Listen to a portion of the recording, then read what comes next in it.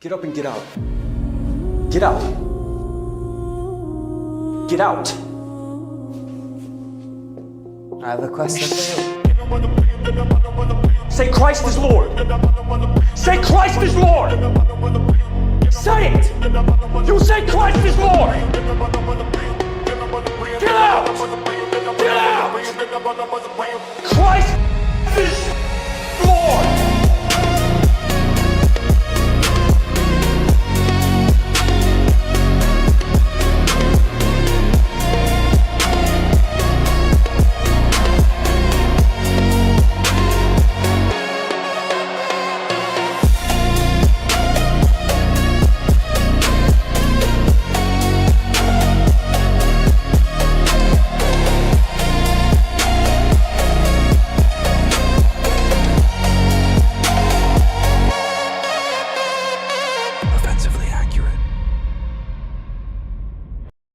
Hello and welcome in to another episode of Offensively Accurate.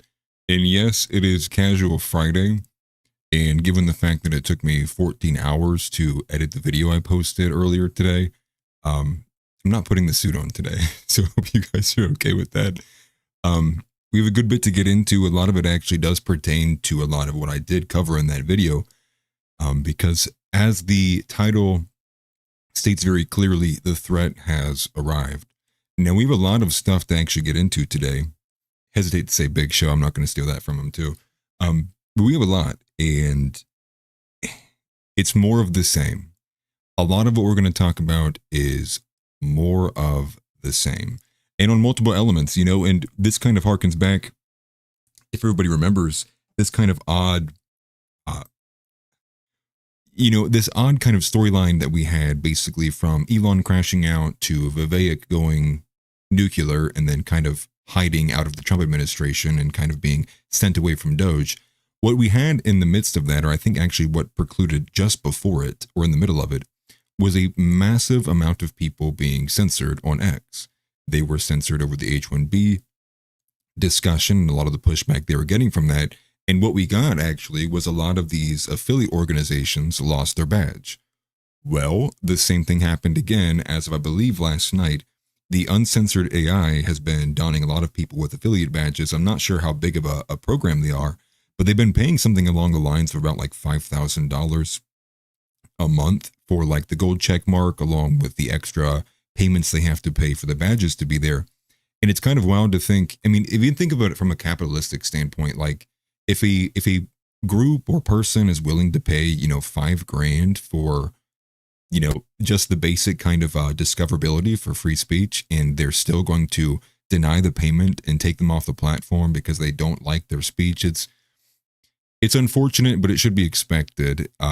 Obviously, TikTok, YouTube, and Google, AdSense really less so, but really YouTube and TikTok are the ones that are being hit the hardest with where the money is kind of flowing in from the allocations from, again, all of this Hasbara funding, which again, in 2024, they 20 times their budget because they saw how bad they were losing the PR and the information war on social media. And so we're seeing the effects of that as the money's beginning to funnel itself into these different social media platforms. And the worst aspect of all is we have Kash Patel basically agreeing on all these ends that it needs to clean up. And that's not what you want to hear from your head of your FBI. So on that end, we have a lot to get into as well. We also have, we'll get into a bit more of the TikTok takeover. One of the featured stories today is actually one that was reached out to me by somebody who follows me. I believe Michael Johnson is the name, and great guy, by the way. I'm sure you guys know him. I believe I came into contact from him from outside the Overton, and he tagged me, David Riley, and a couple other people. It turns out there's a story kind of going under the radar that there is a GiveSendGo that's hit around $25,000 that GoFundMe. And so it's basically these two sisters vandalized a Charlie Kirk memorial and they made $25,000 off of it. I believe that was on like September 17th. Was when the article was posted. But they both have been charged. But we need to get that GoFundMe taken down. So we'll explore that a little bit too. So I do appreciate Michael Johnson for sending that to me. We'll cover that a good bit. The biggest thing actually going on inside or outside of all the censorship is the fact that Hamas did respond to the 20-point peace plan by Donald Trump. Now, the reason why this is important is because we're already getting a lot of people immediately screaming Hamas accepted the deal. They did not actually accept the deal as is, or straight up, if you will. The way they kind of worded their statement was more so that they will agree to release the hostages if the field conditions are met, which that field condition would be Israel withdrawing to the line that was drawn out on the map, which I believe we showed a couple of days ago or a couple of streams ago. So who knows if Israel responded to that. There's been some wild quotes from that. We'll cover Israel's response to Trump saying this, and we'll also cover what Trump said. We are expecting, he did record a response at the Oval Office. So I'm hoping that we'll be able to catch that, and hopefully they'll have it posted before, before around 8 o'clock or so. So hopefully we can cover that too. And that is kind of the biggest news going on, because I think a lot of people are a bit surprised at it. But this deal had until, I believe it was like 6 p.m. on Sunday this weekend to be signed. And I believe in Trump's words, or all hell will break loose. So it's not like, I mean, there was an ultimatum regardless. So we were going to get an answer this weekend, no matter what, whether they said nothing or not. Diddy was sentenced to 50 months in prison. I don't know if anybody really even cares about that, but that is a thing that happened.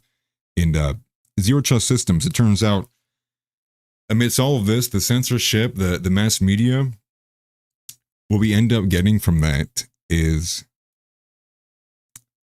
trust is at an all-time low in all of social media, or all of mass media, I should say.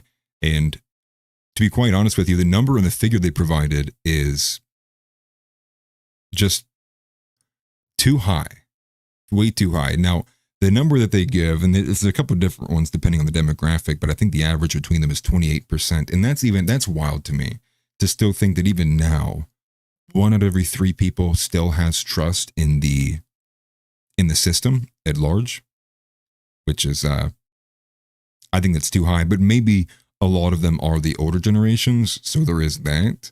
But we can explore some of those numbers, and we'll get into that. And we'll get into the fact of Kash Patel needs deported immediately. So that's kind of an overview of some of the stuff we're going to get into. I do appreciate everybody for being here. Beyond, I think you're new in here. Appreciate you seeing it. Yeah, smash the like button if you haven't already, or we'll send you to India.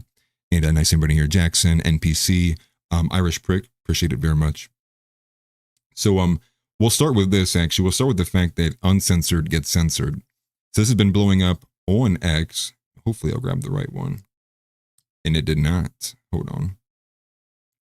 It grabbed the the chat pop-up window I have over here. Give me 1 second. I don't know why it did that. This is the one that we need. Here we go. So, and I'm going to zoom in for you guys too. So this is from Sam Parker, and a lot of these guys were affiliated with them. I believe even Retard Finder, or I Find Retards, whatever his handle is. He has some pretty funny comments and replies. He was affiliated with them. Our very own Zeb Boykin from Outside the Overton was also affiliated with him. I did notice he also lost his badge. So I'm assuming everybody who was affiliated with them, which was about 80 or 81 people, all lost their affiliate badge. And so you can see this from Sam Parker, insane levels of censorship happening.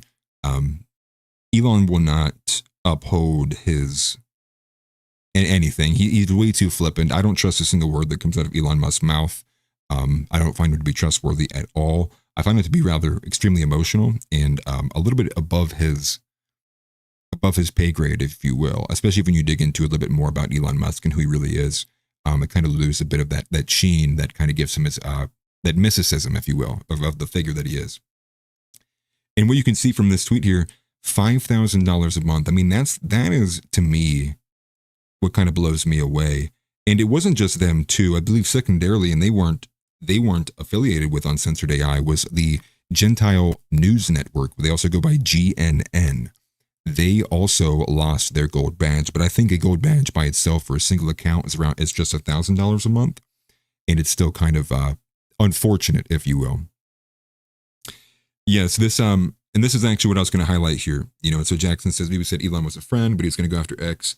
Days later, this happens, and so let's bring that to attention. And so a lot of this is stuff that I covered in the video that I posted earlier today, but we'll cover it again here.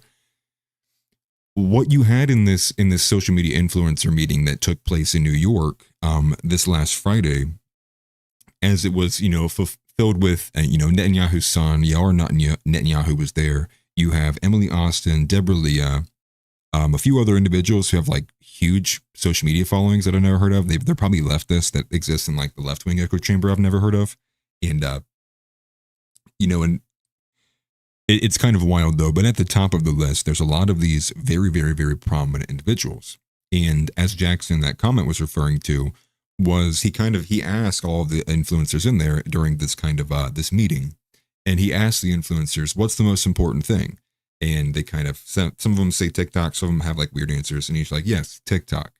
But then he lets it be known that right after TikTok, the next thing that they are going to take their aim at is X. And as Jackson said, Netanyahu says, he's our friend, but we got to do these things. And what he means by do these things is convince Elon Musk to censor things in favor of them, which is a foreign country. And the wording of it is a bit odd, but the thing that was noticeable, and I also added in there, but I should have done a better job of highlighting it, on top of the 40, and it turned out to be about $52 million total between YouTube and Google and AdSense. The breakdown of it's a little bit odd because it separates between the two. But what you get from that, though, is I didn't even certainly see this until I watched this random leftist kid's little breakdown of it, that X actually already got $3 million. So there's actually two other groups that got money from there. So X getting $3 million is significantly lower than the other groups that got a lot more money. But it was also some random French company. I can't remember the name of it. But again, it's already happening to X. And I think once the TikTok takeover is complete, which it looks like it's ongoing right now, it's not been officially settled so far as what I understand. But these kind of big negotiations have a lot of moving pieces. So I don't know if there's a timetable for how long this will take to get finalized.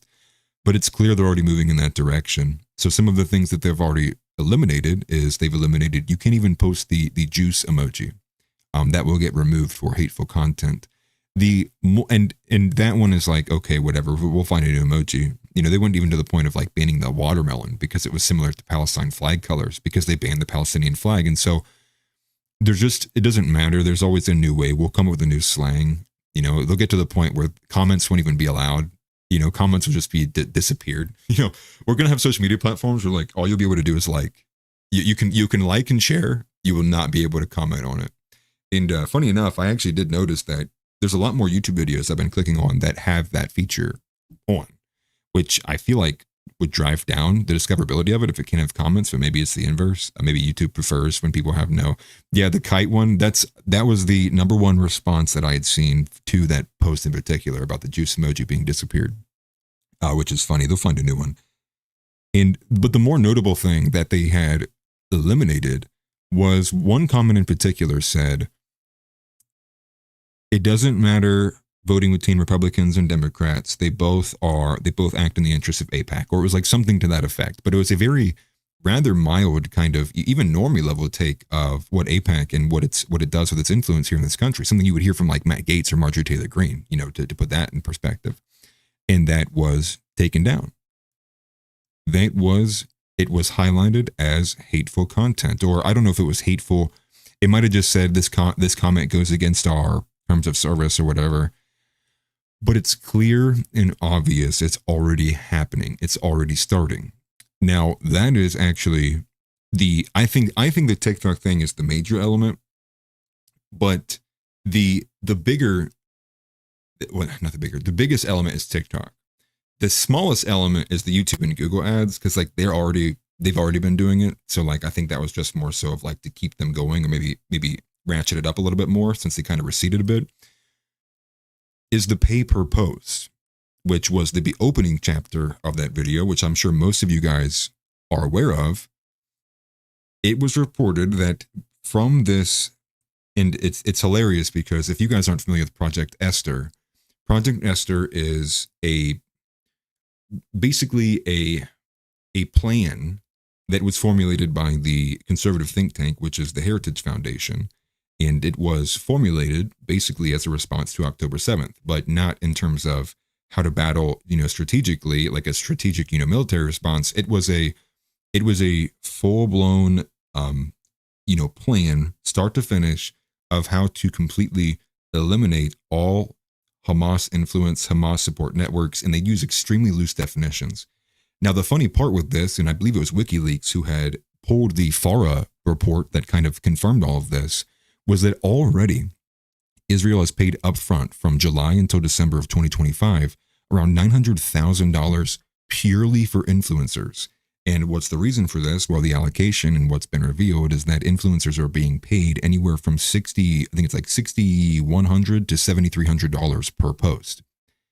Now, I think for most people, what have they noticed about Brandon Tatum? Brandon Tatum, all of a sudden, in the last, I don't know, maybe 6 months, has taken extremely pro-Israel pivot, and I highlighted this. Clint Russell had some tweet talking about the fact that, it's very noticeable that some of these people kind of went away. Some of these more casual, mainstream pundits who are always pro-Israel kind of walked away. But we have, Mr. Officer Talmud. Officer Talmud suddenly shows up on the scene and instantly has all these ridiculous moments. He's being spat on. He's congratulating. He's like, wow. And after they were spat on, the adults said that, which is just the dumbest thing. It's like, it's just the kids. There's not like there's this long running history of this being a practice. It's not like this has been an explored concept.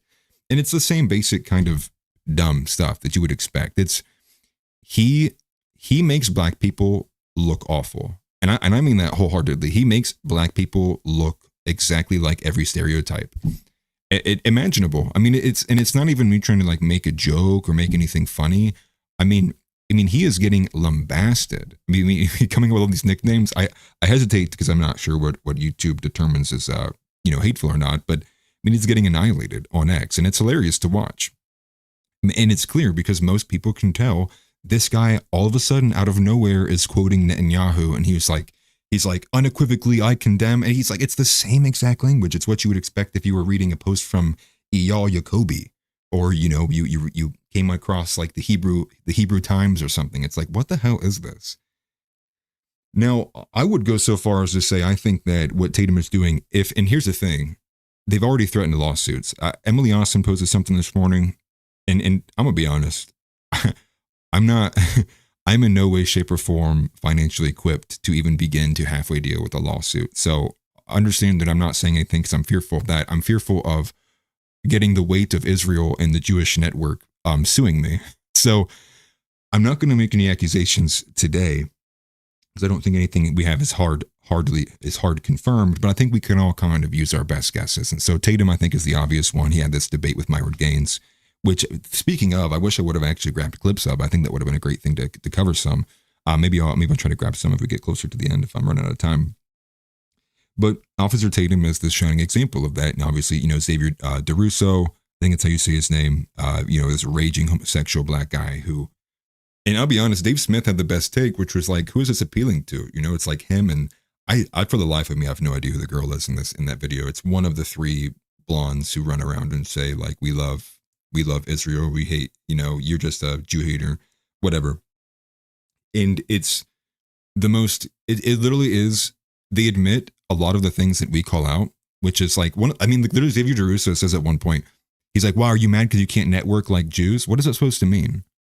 Are you saying there's truth behind the claims that when we talk about the extremely high in-group preference that every other race is told not to have, that they hang on, and then you say it's actually a good thing? It's like, and speaking of, this is conservatism in a nutshell. This is what people cheer for. This is, and I hate dragging them through the mud, but this is what Big Tent conservatism brings us up.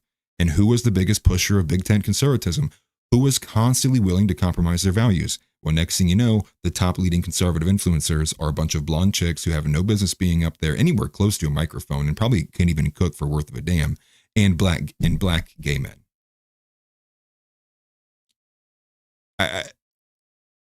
And they act confused. You have these people, they act so confused. They're like, we gotta try really hard to get the messaging to these people. We gotta try harder to push the messaging to the youth. Why are so many young men not listening to this? Why are we struggling to reach the young men? It's like, have you asked them? Or every time do you ask, do you say, wow, they just hate people, and you ignore them? Do you think you can continually just keep shoving these these Jewish queens and black gays down everyone's throat, and it's going to be all good? If anything, it makes it worse. And that's actually part of what was in the message from Charlie Kirk in the letter, to be honest. So he had some intellect in him. He basically told Netanyahu, he's like, man, if you keep making gay black men do the dance for you over here in America, everyone's going to hate Israel in 3 years. So even Charlie Kirk was saying it. He actually was like pleading with Netanyahu, like, please stop using American influencers. They're making it worse. And he was actually right about that, to be honest. So, good on Charlie for that. And hopefully you guys also caught the premiere with Outside the Overton. We did cover what we believe is actually Charlie Kirk's last public speech. And there were some goodies in there, but also some smaller things I caught too. So, and this is the other thing too that I wanted to add, and I completely forgot to add it in my video. And this is very imperative information, and I'm mad that I forgot about it in the video, especially after working on it for so long. The payment, so WikiLeaks, the WikiLeaks payment that they had found, the name of the payment, right? Because you name your invoices, right? Invoices get names. They also name like who it's to, and sometimes it's not fully fledged, right? Sometimes it doesn't say like, Orrin McIntyre lives at 123 Tennessee Avenue, right? It doesn't say that. It'll just say like Andrew or something like that. No joke. This payment was named Esther Project, and then they said it had nothing to do with Project Esther.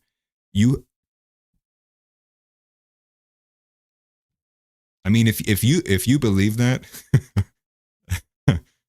if you believe that, I have some stuff in my backyard I want to sell you.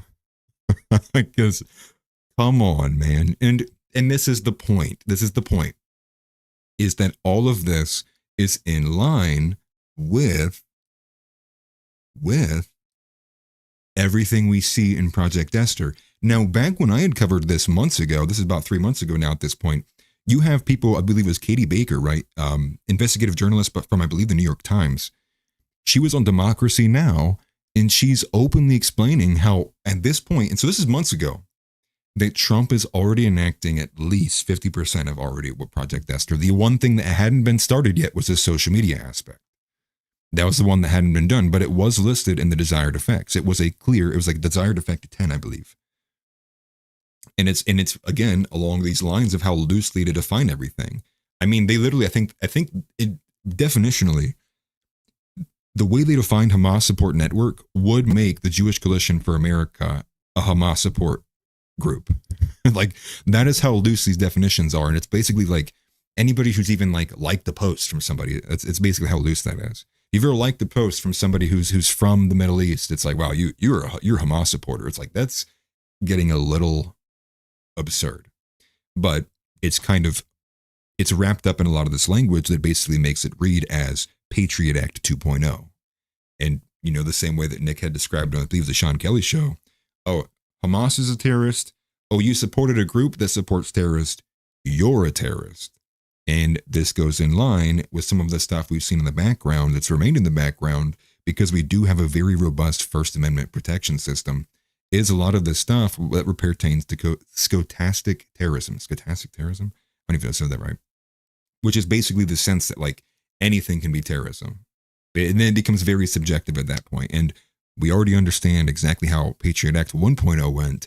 And how about we not put something even more comprehensive in place? But perhaps the cat is already out of the bag on that one. So that's a bit of the Project Esther. But again, all of this lines up with the infiltration of Israel into the social media space. And some of the ads are a little creepy too, but it's kind of wild because a lot of the time I'm covering a lot of this, I will get a lot of these different polls from, I'll pull these different posts and half the time I'll get halfway through it. And I'm like, oh, this is great information. This is really good. And the guy turns around and he was like, and that's why Trump's a fascist. And I'm like, oh, this is a leftist. I'm like, oh, okay. I'm like, that makes a bit more sense now, actually. And so funny enough, I actually cut out a lot of the stuff that I'd use in the video. I cut out a lot of the leftists, the yapping, about I'm like, just tell me what the legitimate part that we care about. I don't care about the whole woe is me and everyone's a victim and the oppressor oppressed, the Marxist framework. I just want the information about Palantir. Save the rest. Yeah, because I really don't care about the Palestinians. I care about America. I care about the American citizens, right? And it kind of gets cathartic when you do come in across a red-blooded American, I can't even remember the guy's name. He looks like he's former military. I mean, he's a jacked guy. He'd probably make me look small. And pause. He's going off. He's yelling. He's screaming. And what he's screaming about is the fact that the IDF gets free healthcare. Essentially, they get military benefits. I forget what bill that was, but it was basically they extended U.S. military benefits to the IDF. And he's like, bro, Americans in general that are making around like $50K a year, a lot of them don't even have healthcare because it's too much of it. They can't afford it because it's like $300 to barely even have any amount of healthcare. And that's one of the plans that I'd seen recently. One for myself, it was like $316 and it had like a $10,000 deductible. It's like, okay, well, I'll spit on it. Pause. Yeah, damn, it's like $200. I will just use a cotton swab. Like I'll use alcohol. I'll put the towel in my mouth. I'll bite down. All right, I'm just gonna stop actually because that was what is going on? Why is all the language coming out of my mouth seem very homoerotic? Yes, from outside the Overton. Make sure you like this stream. I did see that Josh did a pretty good job doing his solo appearance today. Spot on for him. Josh is really, really good. I'm actually excited to see the Josh Vandernord show. I'm curious if that's what he's going to name it. I feel like naming it after your name can be good or bad because if you do get name recognition, it's so easy. It's just your name show. But so many people do it that I'm like, is that the move? I don't know. Maybe not. Maybe it is. But going to the TikTok takeover, what's some more about this, right? So the issue with the TikTok takeover is that it's being purchased. The screen is super bright, dude. I thought I saw God for a second. What was I going to say? The issue with the TikTok takeover is that it's the language that's been kind of being surrounded by it. If you're looking at neutral or left-wing sources, that it's like, Oracle CEO Larry Ellison, but they're failing to mention that Larry Ellison is the single biggest donor to the IDF and also the single biggest benefactor. And I think Nick explored the benefactory part of it quite well. And it's like $14 billion is what it's being acquired for. And so there's a clip floating around. And again, props to the Gentile News Network and a few others for posting it. I mean, the guy is just, he just gushes for Israel, right? It's like, I love the Israeli people. Like, oh my gosh, I love them. I'm trying to remember I believe it is that he is the one that's from Israel. It's vice versa. It's also him. And I think it's the CFO or the CTO is also like extreme, like pro-Israel, foreign agent. And then you bring in the Emily chick, and I always forget her name. But the big point with the TikTok thing is obviously it was bought by pro-Israel people. Obviously it was bought for the bent of we need to censor, away from anything that goes against, anything Israel. Yeah, I talked about that earlier. GNN lost it. I saw that Zeb lost his. A lot of people lost it. And it's the same thing. And, I talked about this earlier, but it's the same thing that happened last time, which is free speech is there until it's not. I don't expect Elon to uphold anything. I mean, the video that I put out today, I'd hoped it was going to do a lot better than what it did. But I'm kind of thinking too, like maybe there is going to just come a point where we all just get nuked all at once, and it just goes back to the way it was a couple years ago. I really don't know. Maybe that's perhaps the direction they would like it to go. But as it pertains to TikTok, the reason why it's so important, and Glenn Greenwald highlights this, and I think Nick did a good job too, was there literally is two places that anti-Israel speeches can be full-fledged and be fully heard out. Obviously I'm limited in some regard to what I can fully open up here, right? I can make allegories and stuff, but ultimately you want to avoid it because it's seen as the crime of all crimes. But it was college campuses and social media. Those are like the two hubs, right? And I wouldn't consider YouTube as much in that, maybe more so like X and Instagram. Instagram seemed to kind of tighten up a bit, but college campuses got handled, right? What was the opening of Trump's administration, right? It was an immediate loss of credibility. Everybody's coming out and they're going, what is going on? Why are we not getting mass deportations? All we're getting is all of these raids on college campuses. It's we're hunting down, we're doing plainclothes, we're snatching up this girl who wrote a 3-page article that was halfway pro-Hamas. What are we doing? So they effectively have made it so people at college campuses are literally probably fear for their life to do anything so far. So much just so that a lot of these individuals who were writing a lot of this material weren't even from the country. So anybody who had even halfway done anything or written anything, anti-Semitic, that basically gives, the United States a free pass to deport them. And then, two birds, one stone for the Trump administration, because everyone in MAGA, for the most part, is extremely pro-Israel. Yes, unequivocally, I condemn Hamas. So not only that, they get a deportation and they get a Hamas supporter out of the country. So it's doubly satisfying to the average conservatard who is entirely roped into this nonsense.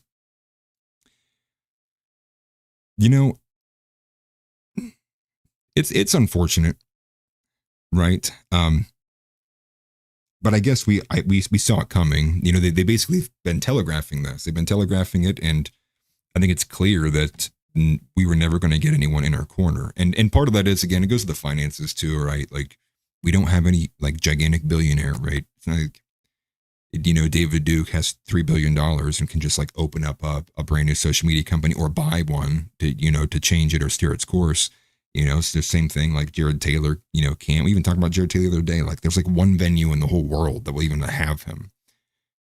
We're not on these even grounds, but money is the important aspect. And and the more that I do think about that, the more I do think like a lot of what we would like to see, we're probably not going to live to see it. And I say that not to blackpill anybody. I say that to just like, I think we need to recalibrate what the timetable is for, our victory condition, right? Like, is our victory condition just like, I would say victory condition for one would just be like actual free speech, but I don't see that happening. I just don't. And this is actually probably a good point. I'll step away from the TikTok just to go to what we saw from Kash Patel, because I don't know if you guys had caught this. Jake Shield highlighted this. This is blowing me away. Now, I had known this because of what he had said when he was responding to Jared Moskowitsky, whatever his name is, dude, probably some other Jew, Democratic Jew, because they were arguing about Section 230 and the way it needs to be reformed.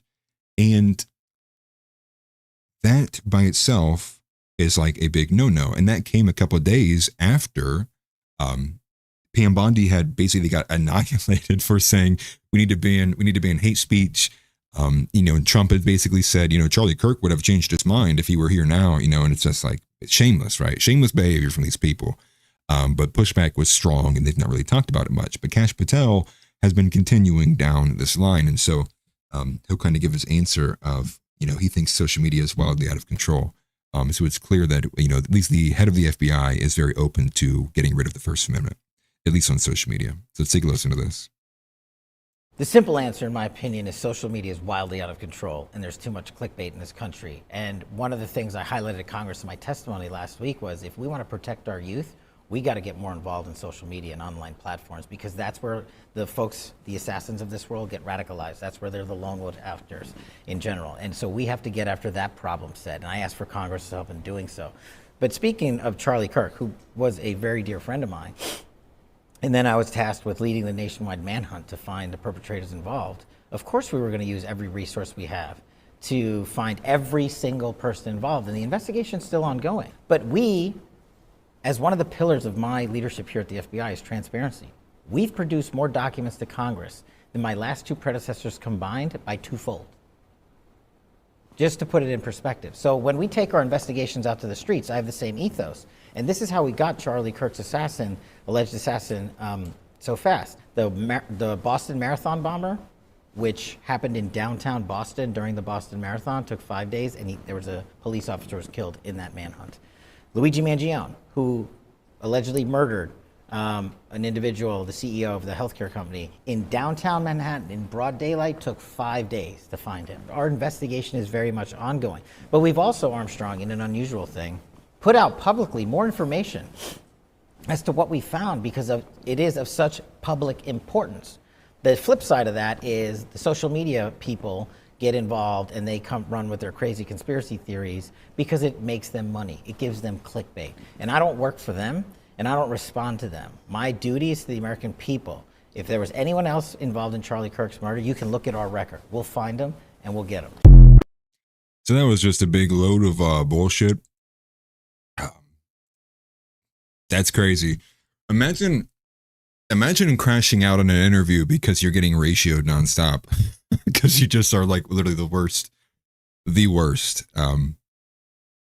That's what it kind of reads to me, was like, he's like, I'm so tired of being told go back to India online and I can't respond to it. But there it is, right? There it is. There it is, the not saying it, but saying it.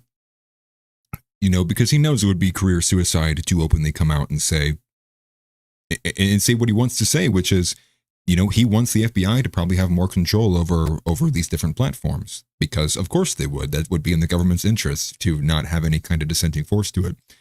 But what does he say? Repeatedly, social media is wildly out of control. Social media is running with these crazy conspiracy theories. I shouldn't have to respond to these. I shouldn't have to. And he's basically posing it as there's only, like, social media is only, it's like an absolute, right? It's like a social media is this monolith of only clickbait, as if there's not a plethora of good people here. Now, I will say, yes, the majority of it is.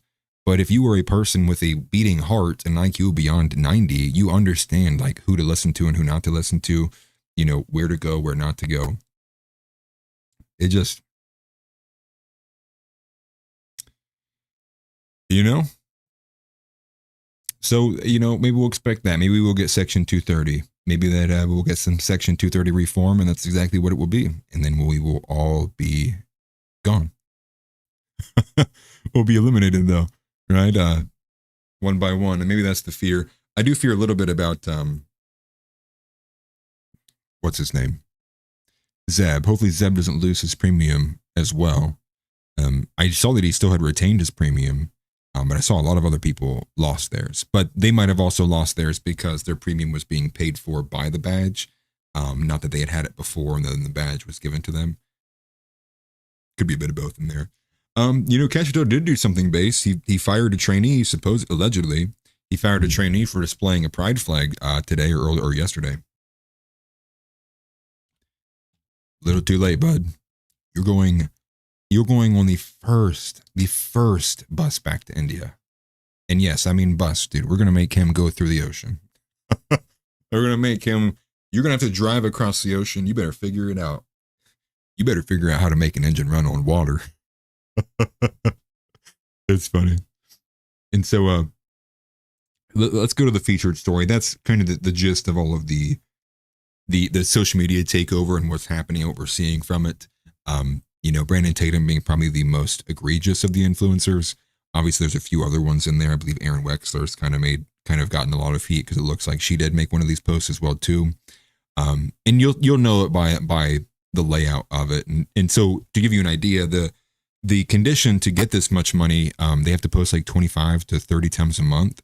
So it'd be pretty easy to see who's posting 25 to 30 pro-Israel posts a month. And sure, there's still be some people in there that were just pro-Israel before the money, and they were doing that regardless. But I would imagine if you notice anybody who is previously wasn't and now is, that's probably a good enough sign that they are now receiving payment.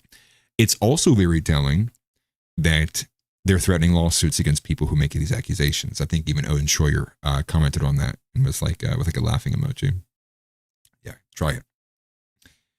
So let's go to this. Let's go to the left does exist, and this is actually kind of just a sad story because it's just people throwing their lives away. So the gist of this story is that it's not being covered very much, but the money is clearly flowing into there. Is that these sisters basically launched this GoFundMe for themselves after they vandalized the Charlie Kirk Memorial, and I think it's part and parcel for two different things. Now, the article that I had got sent from Michael Johnson had not confirmed if she had lost her job yet, but there was a statement from the place that she had worked at. What she did lose, however, though, was wherever she was staying, it did get confirmed that she was removed from her place of residence. So the money, I would imagine that's what the source of the money is for the GoFundMe, is that they need to be able to pay rent or have enough to be able to put down for a down payment for a new place. And if anybody's familiar with, if you've ever been evicted, it's a pretty difficult process, or really nobody's going to want you, or if the places that they do, it might be super expensive. You have to pay fees to get around the fact that you are a previously evicted individual. I've never had it happen to myself. I've just moved around a lot in Columbus, and I know that's one of the top things they ask for. And so the names are Carrie Melissa Rollo and Kaylee Heather Rollo. They are sisters. Now, one looks normal, one looks like a raging lesbian. Oh, you can't send super chats. Interesting. I literally may have been demonetized in the time we've been talking. I noticed there was a period of about like 10 minutes where views and everything quit rolling into the most recent video that popped up. So I don't know. I'll try it. Maybe I'll try on my end. Did I seriously get demonetized in real time?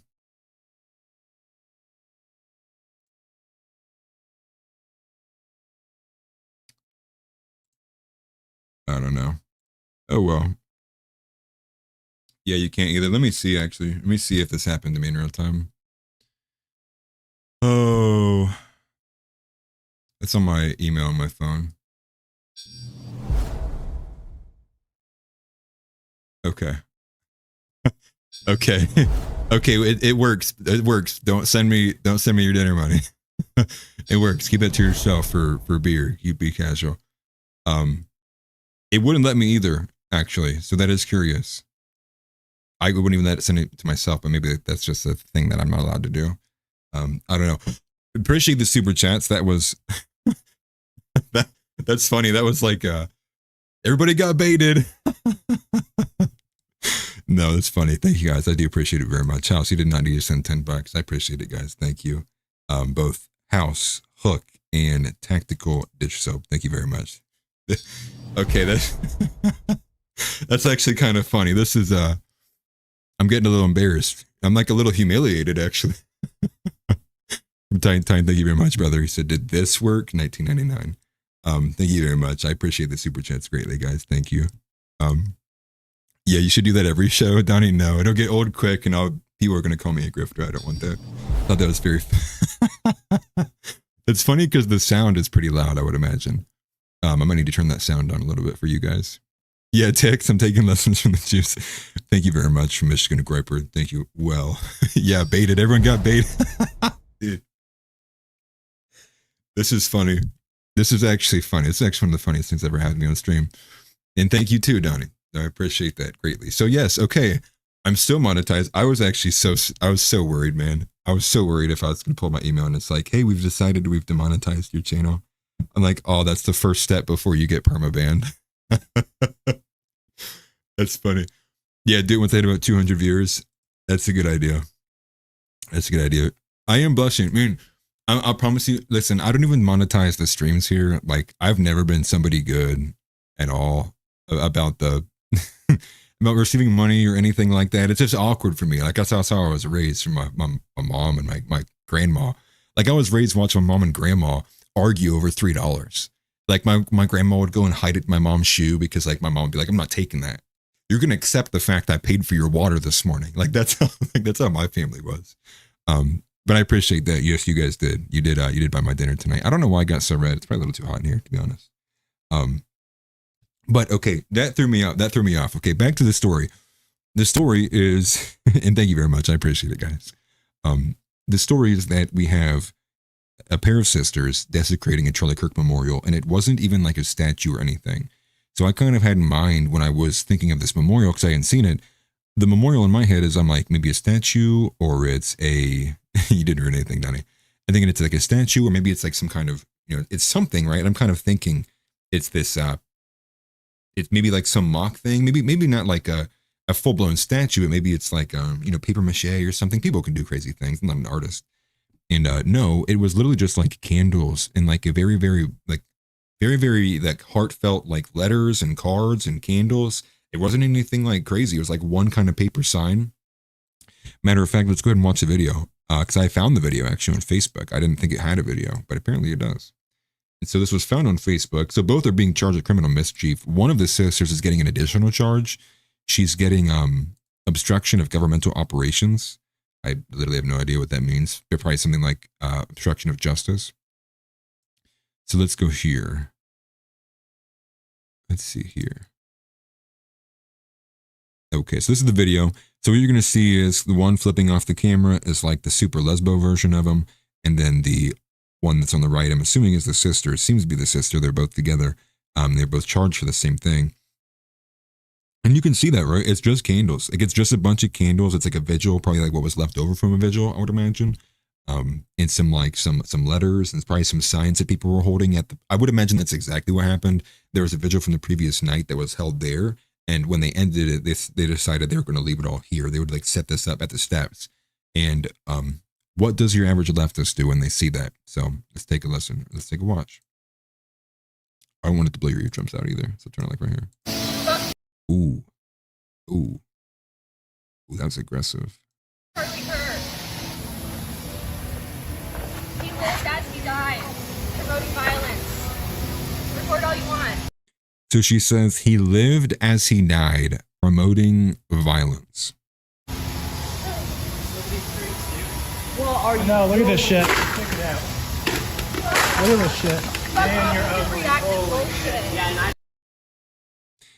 And then she says, F your reactive bullshit. That's crazy because everything she's doing is a is a extreme emotional overreaction to the fact that people liked Charlie Kirk. The fact that people would dare to put candles there, would dare to write heartfelt little letters because God forbid, maybe Charlie had spoken some motivation, some inspirations, or maybe maybe he was a very strong, integral part of them, right? He was ubiquitous. He was everywhere. So on social media. Disgusting, dude. And it's good that that actually might even be better than losing her job, is the fact that wherever she was staying kicked her out. She should lose her job too. Don't get me wrong. But good on the landlord or the apartment complex, whoever it was, bounced her. And I hesitate, and I think that if they was a landlord or the apartment complex owner, they probably had to have been a conservative. Had to have been. Because I don't expect the leftist folding to like conservative pressure. So, good on that. Fuck Charlie Kirk. Fuck Charlie Kirk. And that's how I'm assuming her sister, although there's not photos in the article, there's only photos of her, and that's definitely her. Trust me, I saw the mugshot. That's definitely her. But that's basically it. That's the gist of it. And the reason why it's insane is, and so I have this here from, so this is the person who I saw this from. Well, I didn't see it from them. I saw it from Michael Johnson. He tagged me and David Riley and a couple other people, and I told him, I'll cover it tonight. And I believe it looks like it was from Uncut, had posted it. So there's the two sisters. So that does look like the other girl who was there with her. That clearly is the one who was flipping everybody off. And they launched this GoFundMe. So they got it very early on. $200 raised with like a $4,500 goal. So no joke, I go and look at it expecting no way it's that much. Almost at $25,000. And it's like, I think there was a couple donations as I was on there. So you can see some of these photos. And okay, so this is what they did. So they must have went back and even done more, actually. So it looks like maybe this was a previous vigil, or maybe they put this one up next to it, next to the Charlie Kirk one, but that's clearly like, free Gaza, pro-trans rights, end gun violence. It's kind of a mixed bag of signature. Let me make this a bit bigger, guys. You probably can't see nothing. There we go. Oh, dude, I don't want that there. How get rid? Hey, is this 1-800 Tech? How do I get rid of this? Like, could someone help? Can someone send me an Indian, please? So this is the photo, and you can see this, right? Like these leftist messages. And text message exchange.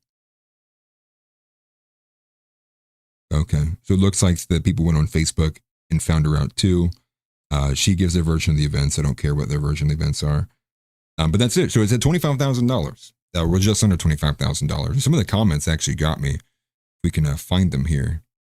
Look at this one. Some guy spent $5 as to call them losers. best $5 that guy probably ever spent. Oh, somebody gifted. Oh, looks like that was close. Gifted. Let me find it. Thank you very much. Thank you very much for the 5 gifted.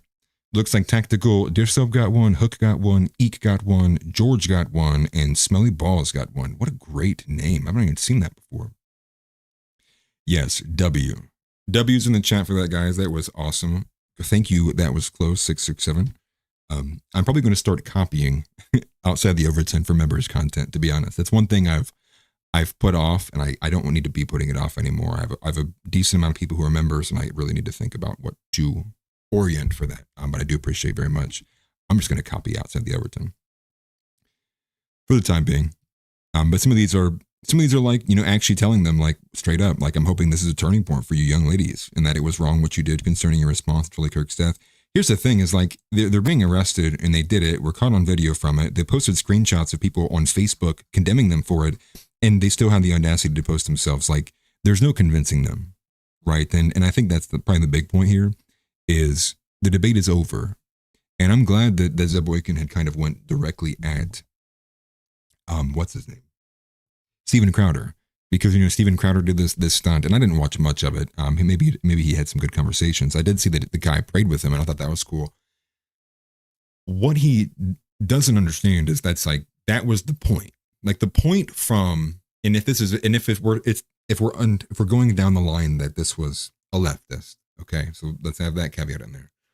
The point then is that there's no more conversation to be had. If the guy who openly made himself available across the country constantly made an entire career off of it and actually churned over multiple chapters for people to do the same and follow in his footsteps, and you shoot him, well, then the conversation's over. The guy who was willing to have all these conversations with you when a lot of us are done, we've already left the conversation. I left the conversation like 3 years ago. I don't even pick fight with leftists anymore. You know who I pick fights with? Mainstream conservatives. That's who I pick fights, because it's not even fun. It's not even enjoyable with like the leftists, right? Like what am I gonna say about Destiny for the 10th time? Oh, there's his cuck chair. Everyone, like, it's like, dude, it's so like, sure, you should still get it. Like, I'm not saying you shouldn't. I'm just saying it's so tried. It's so played out. It's like, okay, all right, everybody, let's go make fun of Destiny being cucked. And it's like, I quit because I think he honestly enjoys it. I think he kind of like gets off on it a little bit, to be honest. I think he's into that humiliation stuff. So maybe you're probably playing into his hands a little bit. But that goes for even other leftists. It's like, oh, look, Hassan called for violence again. Right? It's like, it's the same thing, dude. It's like, oh, look, here's this woman who screamed, and then now she's crying because somebody asked her, did you cheat on your husband or something? Like, and this is why it wasn't my fault. It's like, oh, it's the same thing, man. It's boring. That's why I give props to Andrew Wilson, dude. I couldn't do that. I couldn't do it day in and day out. And remain in the Christian faith. That would be a definition of a test if you were asking me. But props to him, because maybe he does change the minds of some of these girls. Maybe he does. I hope he does. And I'm sure that he does, even if it's just one. That's really that would help. That would be helpful. But as it pertains to these girls, and hoping that they'll get it, I hope that now you'll understand. There's nothing here, man. There's nothing here. Why? And sure, if there's little old ladies in the back of the church pews that got nothing better to do than try to, bear witness and testimony to these girls, go at it. And I'm done. You have the summation of basically all of human history in this device, and people are still literally retarded. So, and this is a kind of an argument that goes in line with it goes in line with Charlie Kirk, but it goes in line. We'll use JD Vance. We'll go away from Kirk. Like for JD Vance, like the guy's and this is the way I think about this, right? The guy's like in his 30s or late 20s. So think of it like me. So he's about my age, and he's a full-blown never Trumper. Well, where was I at that age? Not a puppet, not in venture capital for one, but I was very well open and aware of how biased the media was, of how, as much as like even right now, like I'm not a fan of Trump, but back in 2016, it was like, no, it's clear that like they're attacking him for what did Tim Pool say, right? Like they write articles that did Donald Trump, harm a puppy? And it's like, no, but he probably thought about it. And it's like, that's kind of like the headlines are running. And to me, that's an admission. That's an admission to either one of two things, or one of three things, actually. One, if you were a never Trumper in 2015, 2016, one, you are retarded. Or two, it's malicious. You're doing this for another reason beyond what is actually present in the room. What was the third? Dumb, malicious, or 3, you never even looked into it and you're just being told, right? You're just being, and maybe that's part of it, right? Maybe he is just kind of going along. I wrote my book. Okay, Peter Thiel. Wow, I'm a millionaire. I don't even have to show up to Mithril. And like all of his coworkers are like, I don't even know. Like, bro, did he work here? That guy actually worked here? But rabbi hole, as they say, that's funny. But that's kind of the way I view it, which is like, I'm sorry, that's an admission to me. If you made it to 30 years old and you buy what the mainstream media is selling you, that's an admission that you're either retarded or you're malicious or something else is going on. I don't buy it. I just don't.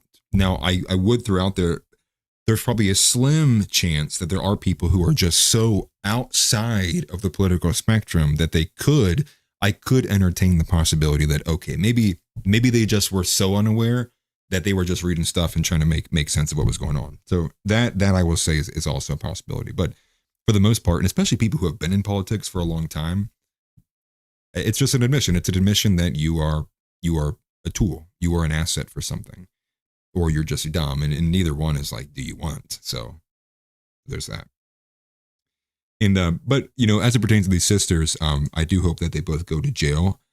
Michael Johnson was right. This GoFundMe needs to be taken down. It needs to be eliminated because it violates even GoFundMe's own terms of service, which is, I believe, that you can't fundraise for, I believe, criminal activities or something along those lines. Michael Johnson did a better job highlighting it, which you can find that on my X. I believe I reposted it, or you can find it in one of the replies to me. It was like a section like 8.1, 8.3, 8.4, and 8.6. Michael Johnson was on it. And to be honest, that's the kind of stuff that, that's what we need. Like, this is, copying the tactics of the left. This agitation, this provocation, this making sure that there are costs to these actions. Yeah, need to. And then there was one thing I was going to highlight too. Great comment from Adam. He says, 25 grand is insane. Almost makes me think this is some kind of scheme to make money. Just one little video and 25,000 in their pockets. That's also what I thought, which was, how do you get 25 grand that quickly? And it's not like a news story, right?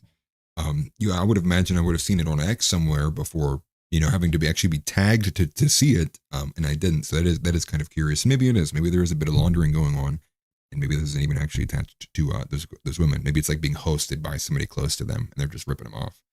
But either way, it shouldn't exist, period. Anthony Tony says, I have 30-year-old nephews who don't care about politics. Yeah, and that's what I'm saying. Like, I'm sure there's like this slim, like, a chance. And the reason why I say that is because I also similarly have a younger brother who's like that, right? And maybe even a little bit autistic, to be honest, but not the good kind of autistic. It's just he's very focused. He's very in his own element, and and I can see that too. Just being so not caring about that. Just so not so outside of that realm, right? Only caring about sports ball and video games and things like that. What as we know, it said just tapped in. What are we talking about? Yeah, I'll put it back on screen for anybody who might have just came in just before we move on to the next one.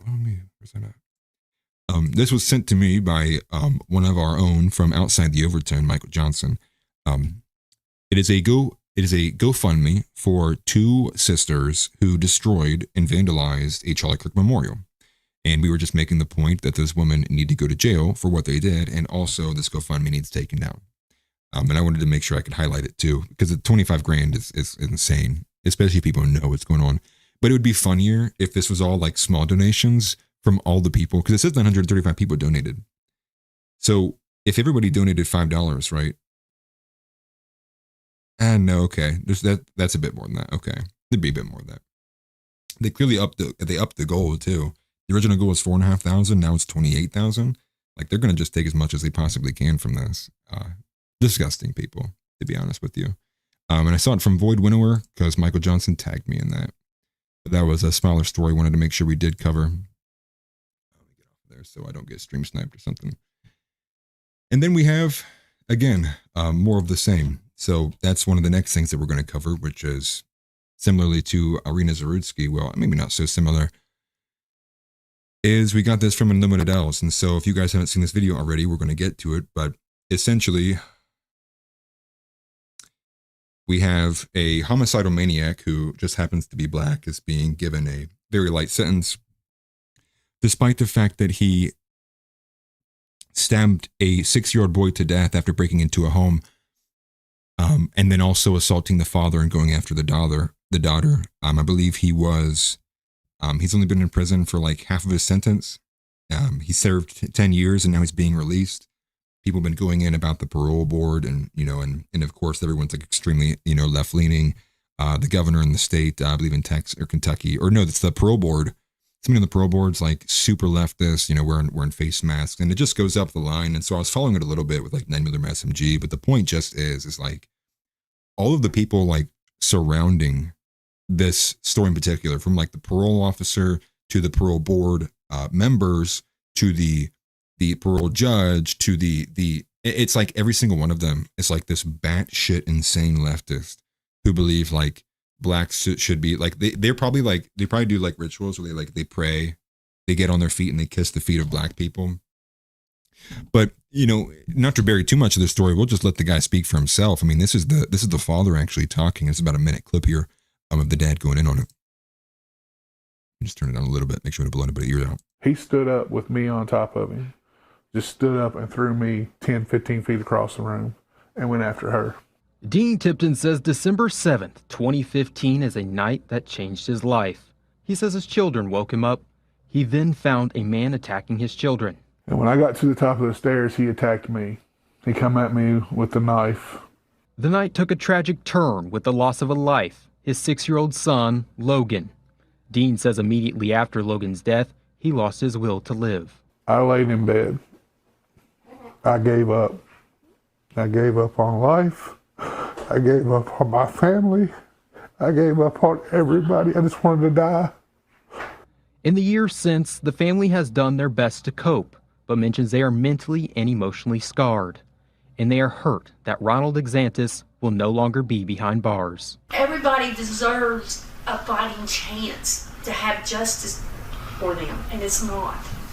I've had my talks with God, because I'm not afraid to tell you all. I told the court, if I ever cross paths with him, I will kill the man. I will kill him where he stands. So that's the words of the father. That's him responding after being interviewed there in Kentucky. So listen to this. It's actually less than half of a sentence. So he was actually this Exantis is his name. Who's the individual who killed? Okay, so let's get some names out here. So it happened in Kentucky, in a Kentucky home, and this individual. So the kid who died was his son, and he was 6 years old. He was released after 7 years, not even 10. So it's less than half of a sentence. So Ronald Exantis is the name. 42 years old, Ronald Exantis was released early from prison for good behavior. And that's just kind of insane because he was found not guilty of murder due to insanity. So how can one be insane but also getting good behavior at the same time? That is insane to me, right? That's just like a straight up admission that they were just blatantly abusing the different metrics in the court system to get this black guy to serve the most minimum time as possible, despite the fact that he broke into this white man's home and killed this white 6-year-old boy, and that man has to live with it every day for the rest of his life as he walks around in public wondering why his government, his judge, his community, and everyone around him had failed him. And just as he said, if I was in that same position too, I'd probably feel just like him. I would probably just want to die. If that was what I had in my hands after 7 years, and I had to see that, I would, not the right platform to say it. But man, I'm sorry. And nice to see the guys who, a couple people rolled in here, Okaphobic Misanthrope. I never even know what to say with that. Looks like we've got Ty Winters in here too. Adam, Kitty Cat. Nice to see people in here.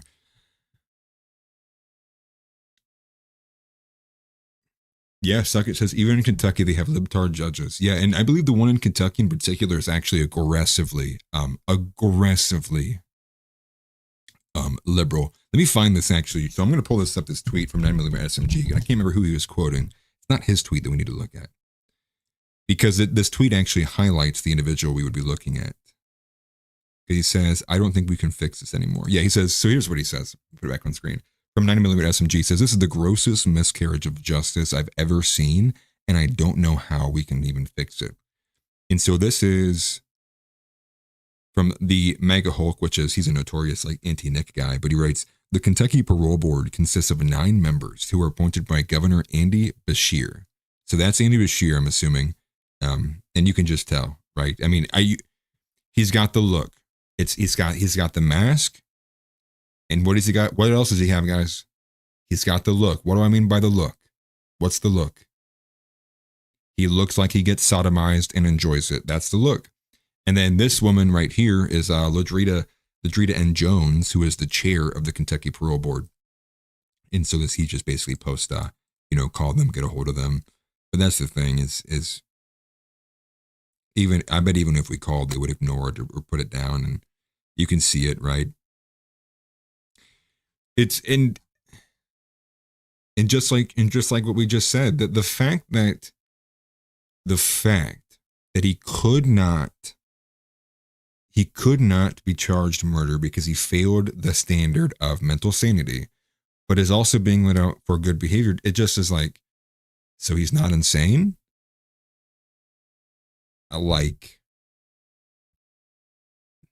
But, and here's the thing, like, justice probably isn't going to be served. It just probably isn't. And, and it sucks.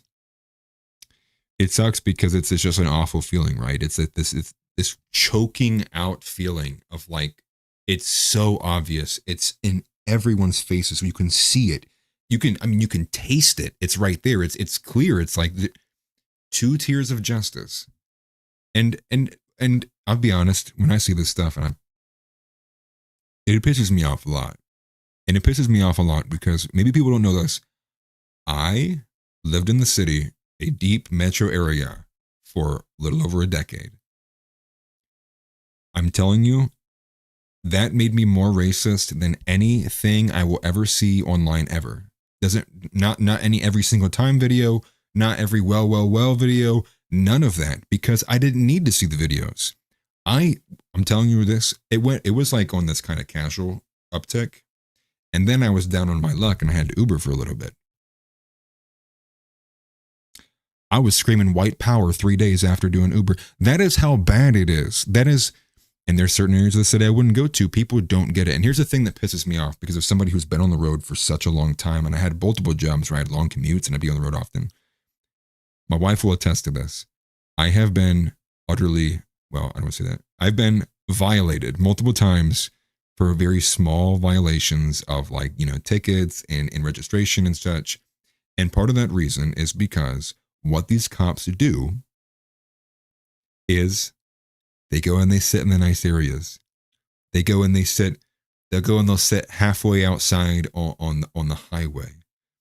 But if you just drive 5 minutes in town, the first thing I'm going to see Shaniqua holding Dre by the dreads, throwing him around her front porch, wondering where the hell that orange soda went. And the thing is it's insane. I'm not even joking you. I had one of the worst experiences of my life going into a Kroger. Went into a Kroger, and this is in Columbus, Ohio. I went into a Kroger and this is Uber actually. And they had this program that I did for a little while. It's called Shop and Pay, where instead of just, doing DoorDash from McDonald's and whatnot and Buffalo Wild Wings, you could get paid more to do grocery orders for people. And this was one item grocery order. They just wanted some kind of shampoo, I think. So I go in to go get the shampoo. Well, for one, it's locked behind a case. But not only that, they didn't have the shampoo. But when I walked into the Kroger, on the entrance, I walked past 2 private security and 2 sheriff's officers at the entrance. So 4 guys there at the entrance as I walk in. So I go through, and the way the system works is if they don't have the item, you can send a recommendation. So me as the shopper or whatever, I'll send back a recommendation to these people. Okay. But what happens though, and this is, I don't know if they've changed it yet, but they were doing it because a lot of their placements were bad or whatever.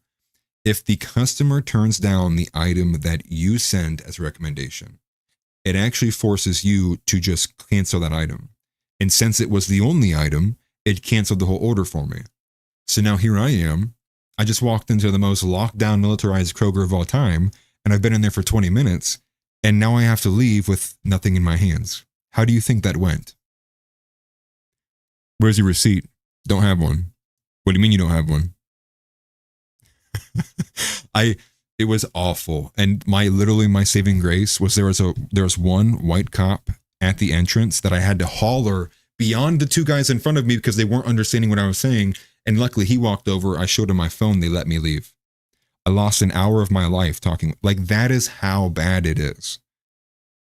So tell me why the average state highway patrolman is sitting out in bumfuck Egypt, where he knows the only people that are going to drive down that road is when 7 p.m. hits and and all the white people who work at Honda go home.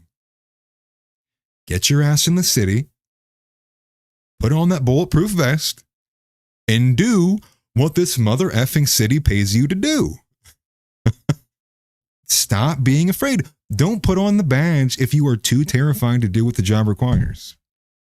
And that's real. And I know people who live in the city feel that. They know when they see cops, they're not in the bad part of town. When I see cops, I'm in the good side. When I see cops, I'm next to a Target. When I don't see cops, I'm next to Big Lots. I'm next to Kmart. And that's a problem. And you know why that's a problem? It's because that's the IRL element of this. Because the IRL element matches the digital element. Which, what is the digital element? The digital element is most people right now, a lot of them are feeling like if things don't improve, we're going to have to take things into our own hands. And there's actually a great video. I hope that I had got this from Harrison Smith, actually. I'm going to pray that I saved that from Harrison Smith. It was such a good breakdown. I did. Here it is from Harrison Smith. He's so nerdy too, bro. Like, I know, like, I look nerdy with my glasses, don't get me wrong. Right? Like this. I mean, like, I just look like Grandpa, right? I just look like Grandpa Atlas when I wear these glasses, right? Like, I don't really come off nerdy. I just look older. But here's Harrison Smith. Let's take a listen. It's almost like too much detail. Like, I have how many people in my chat? I prefer when it's like 5. Just kidding. It's just a joke. But let's watch this here. It's from Harrison Smith. And so it's on a lot of these elements here too. But here it is. And again, let me turn this down a little bit because I don't want to blow people's eardrums out. You know what the world feels like right now? It feels like, there's a press conference on TV and a guy gets up and he goes, we've closed the investigation, and yes, it turns out the mayor of the city does spend his spare time drowning puppies in a bathtub, filming it and uploading it for sexual gratification. It's true. The rumor's been going around, and sure, we've deleted people's accounts and destroyed people's lives over those claims. Now we acknowledge that they are in fact true. And so the mayor will not be permitted to, have his lunch paid for by the taxpayers anymore. So that's it. That's it. That is a great, what's the literary device I'm looking for? It doesn't matter. That's a great comparison. That's a great way to visualize this. And that's exactly what it is. And we'll watch the rest of it. But the point remains, that's how most people feel. It goes, analogy, thank you. I should be smarter than that. I'm good at fooling people, huh? No, I'm just messing. But that's the idea here, which is, we're seeing all of this stuff. And we go to even like the Epstein files too, right? It's, we know, we have all the witness testimony. We have all the other cases that are like the surrounding cases. And they go, yep, we know, we realized that, it turns out that, Nancy Pelosi did, she did insider trade for what it looks like. Yeah, probably 30 years or so. And she probably did make millions and millions of dollars off the backs of Americans. But, that's why we were going to go ahead and we're not sending her a card in for her birthday this year. We think this year, some messages need to be sent, and, we're not going to be sending her a birthday basket or a card. Definitely not even the card. And it's like, what? wait, what? That's it. And it's just, what do you do? This goes back to, we live And what we live in a zero trust society, but society operates off incentive and cost. There's a structure there. There is a structure to that. And if people can get away with things and there's no cost that warrants or matches the level and scale of what they've done in terms of, a violation or a certain action against the interests or against somebody else, then it just all falls apart. And then eventually we're going to get to where we're at. And what I think what's happening right now is a lot of the people on the right are like, morals, principles don't matter. Just want my kids and us to be okay. I'll throw it all out the window. And it's a lot of this scrambling. A lot of this is, this introspection of like, is this what I believe? We're just going to all sit here and just take this. I'm going to sit here and watch like these things happen to my children. And anyway, so we'll go back to Harrison Smith and rip it out. This has been a lot of hard work, a lot of agencies combined in this, and I think it's best for everybody if we just move on, move forward, and know that the mayor has promised he's going to try really hard to stop drowning puppies, and in the meantime, he's not going to be able to order lunch from the cafeteria at City Hall and have it paid for by taxpayers anymore. So thanks for your attention. Right? It feels like these insane crimes keep getting found out. And then the worst thing that happens is like, well, we're going to remove a part of the authority this person or these groups have. The ADL is a great example. Kash Patel, director of the FBI, Kash Patel, says the ADL has been engaged in spying for Israel. It's been engaged in essentially sabotage and espionage for a foreign state. So they will no longer be in charge of the FBI. No, okay, great. Well, okay, great. Thanks. Thanks for that. When are they going to go to jail? When are you going to throw them in jail for the crimes they committed?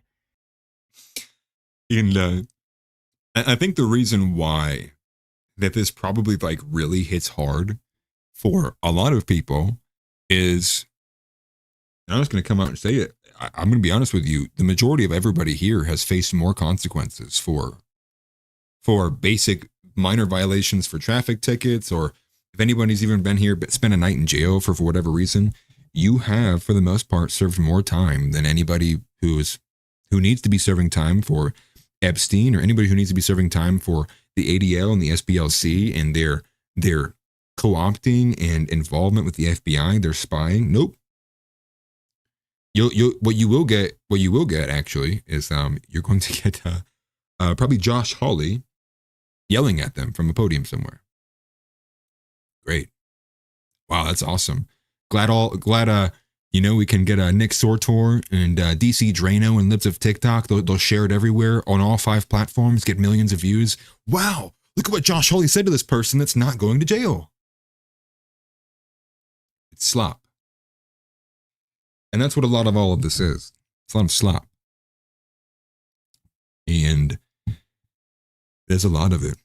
It's, this is what I even said about when they had announced like the signing bonus for the ICE people.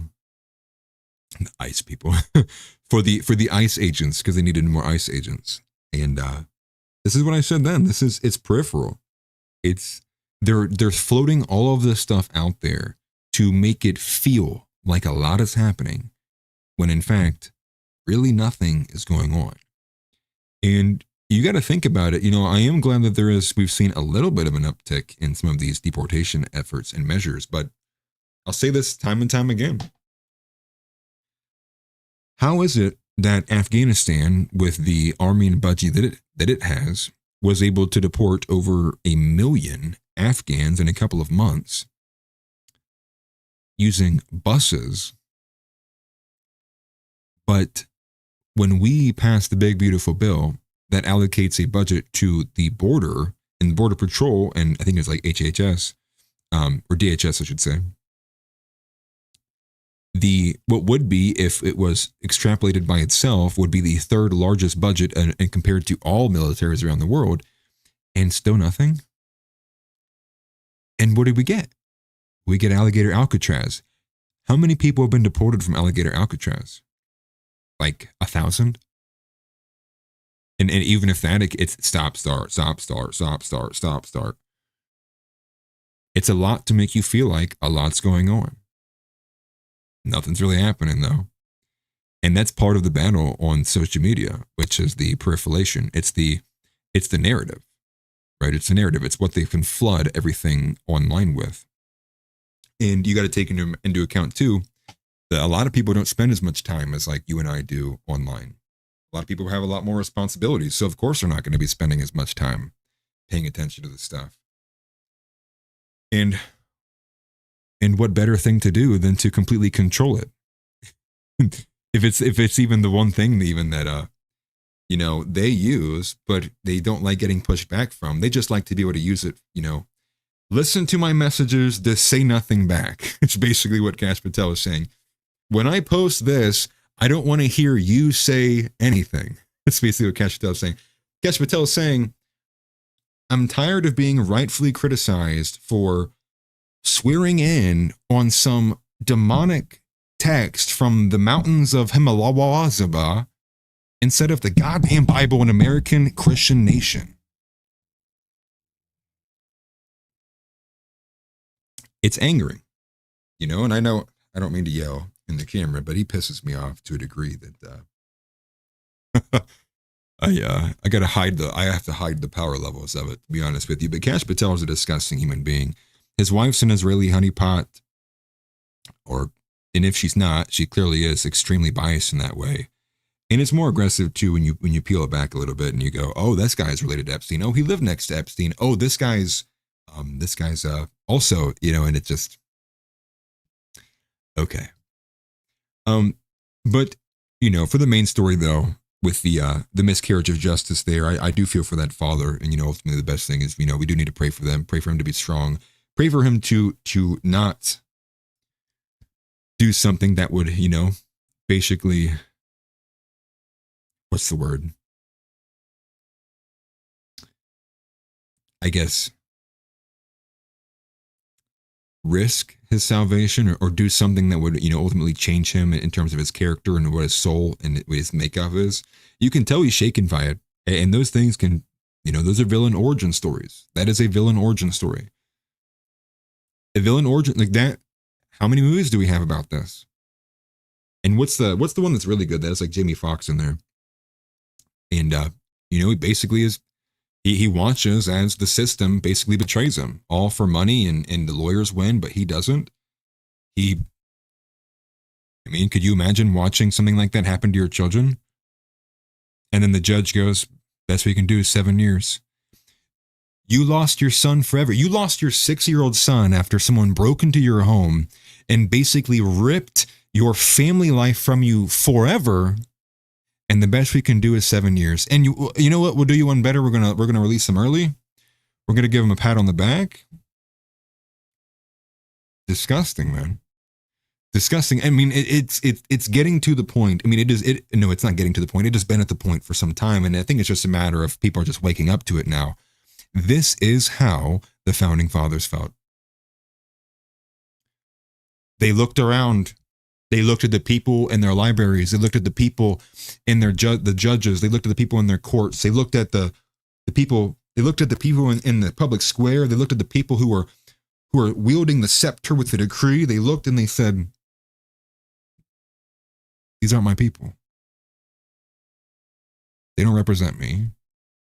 Why would I live under the rule of somebody who wants me dead?"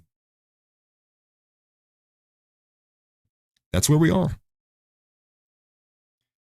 And it is honest as day that the reality is the only reason why the system's working right now is because white people are just taking it. If white people altogether stopped and said, you know what, we're done fucking taking it, America as we know it just changes. And let that not be forgotten by a single person here. The majority of the reason why this is just continuing as is and as peacefully as it is because there is this part of whiteness, whatever that may be, dude. It's just sitting here and hanging on, hoping that we don't have to do anything beyond just talking about it.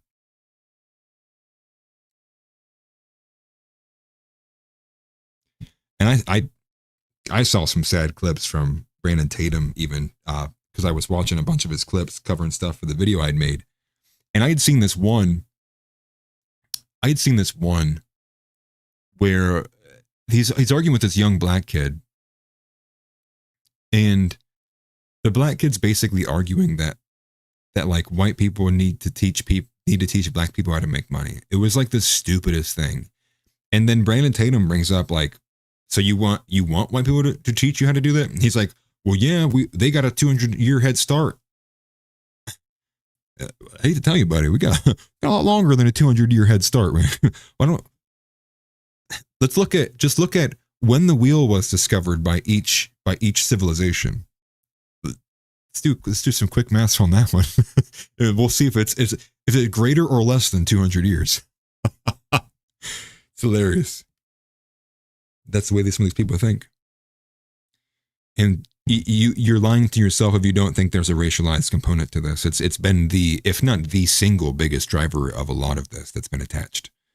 Clearly, there's a lot of political goals going on, but a lot of this is on racial lines, and that's a lot of it how it's being separated. And it's a rough spot to be in.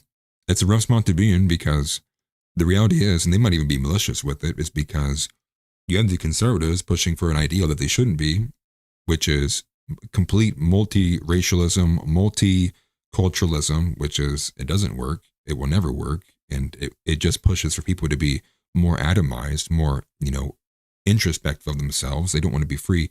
And you can run these stats. I mean, not run these stats. You can look at all these other civilizations that had this happen to them. It's similar things happen every single time. And then the left is saying, well, even where their conservatives are isn't good enough. We have conservatives on their hands and knees for gays and blacks, and the left is still going, that's not good enough. And you get these conservatives, they're like, please tell me, what do I have to do? I will do anything. Just please don't call me a racist. I will throw God under the bus. I will throw Jesus Christ under the bus, please. And I don't get it. Maybe I will never get it. Maybe I was never even meant to understand it. I don't. I'm going to be honest. Like, I've never understood that. What's up, Skeleton Blood? I think a couple people have been in here too. Adolf Jonesler, Carl Johansson. Cuckservatives is a great way to describe it. That's, the cuckservatives, cucktards. But here's the thing is like, I don't understand the mindset. I just don't understand the mindset. How do you, as a white man, go through your life, and I'm sure it's worse for kids now. It was bad for me. How do you go through your life and be inundated from the moment you were in that classroom of, oh, woe is you, you're bad. Like, wow, your people are so bad. You did this to this group of people over here. And then you have loaded your whole life. You're watching Cartoon Network, you're watching Disney, you're watching Netflix. It's so much worse now, but it was even bad then. Interracial. Every white guy in the movie, dumb, retarded, fat. I almost said a bad one. Dumb, retarded. That was gonna get me. Dumb, retarded, gay, weak, pedantic, petulant. Every black guy in a movie, strong, jacked, smart, intellectual. And I need to go down the line. Everyone knows exactly what I'm talking about. It's been around for 30, 40 years. Now, the bone I will throw is when I listen to black nationalists, they sit there and they go, hey, it's happening the other way around too, right? So like, the way he explains it is like they're constantly inundated with, their commercials have black women with white men. And it's this humiliation ritual. It's this provocation. It's this low grade, like humming, right? If you could see it, if you could convert that into an energy, it would be like this humming. It'd be like this vibrating humming. And it's like, you don't hear it, but you're getting pissed off. It's like the ee. That's basically what that is. It's like this humming, and every white man is going through their life with this humming, this vibration is there, humming, because the energy is consistent. It's always there, and it's always threatening. It's always like it's ready to get you the moment you step out of line, the moment. And there's all these control factors for it too. So anybody's parents who got pulled into that liberal stuff, you know, you say anything about that at school? Well, son, listen, have you ever heard about systemic racism? This is why they're allowed to stab people. But you don't need to go too far on a tangent there, but you know, the same thing applies. It's both ways, right? And that's why I said the bone I will throw is to the black nationalists, right? That was one of the things that kind of opened my eyes a lot. I wish I could remember his name, but he did an interview with Jake Shields. I'm sure if you just looked up black nationalist Jake Shields, you'd find it, where he said it was going the other way around. But the reality is we're both right. That's how it should be. Race is real. It is a real thing. Okay? And this is exemplified not between the white and the black. Let's look at between whites and Jews. They look very similar, right? You know, so much so when you go with the undercover goy, right? It's like they went so far in our direction, now we can pretend we're them. It's not about color, it never has been. It's an ethnicity, an ethnos, a peoples. It's deeper than the skin color. It always has been. And to deny its reality, to deny the genetic reality of it, you haven't overcome the biggest lie of all. And the biggest lie of all is that we are all identically the same exact species of human. And man, if your intuition couldn't even guide you to that wasn't the truth, then you, my friend, probably don't even have an inner monologue. You probably just think. You probably don't even think, to be honest. And it's provocative, but this is kind of this unsettling energy that's meant to, you know, obviously bait us into these racialized arguments. But it's not to say they wouldn't be happening anyways. But it's to put them and field them and keep them consistent, keep people in this consistent, angered and miserable state, this depressive state, because what you end up getting when people are constantly depressed, miserable, arguing, fighting is, well, they got something going on. They're pissed off. They're not encouraged. They're not inspired to do anything greater than themselves. They're not. And then there you have it. And then society basically just starts slowing to a halt, while people in power who have a lot more ability because they have unilateral ability to do things can just start decreeing down executive order, whatever. And there you go. And that's the thing too, is like race is real. It is real. And like, I'm sorry, like I would never expect a black person to carry water for me on the white issue. Never would. So don't expect me to carry water for your issues either. It's as simple as. And I'm not going to sit here and like, we're all the same. No, we're not. We're just not. And that doesn't imply hatred automatically either. Just when I say like, we're different, it's like, whoa, wow, that's an admission. It's like, yeah, we're different, dude. And I think it's clear if you were to objectively measure it, nobody's equal. Even inside the races, no white man's equal to another. I take two, I promise you on God's green earth, I take two white men, throw them in a ring, one of them's winning. How many times do you think it ends in a tie? I take two random white guys, period. I close my eyes, grab them, throw them in the ring, give them two identical swords, identical loincloth. One of them is going to win. We're not equal. We're equal in soul. We're equal in our soul's value to the Lord. But in a temporal sense here on earth, no. Not at all. And you have to be on copium to believe that. Yeah, and Jason Smith's right. There is no equality in nature. You can see it. You can just go outside. Go outside. Ask your friends to race.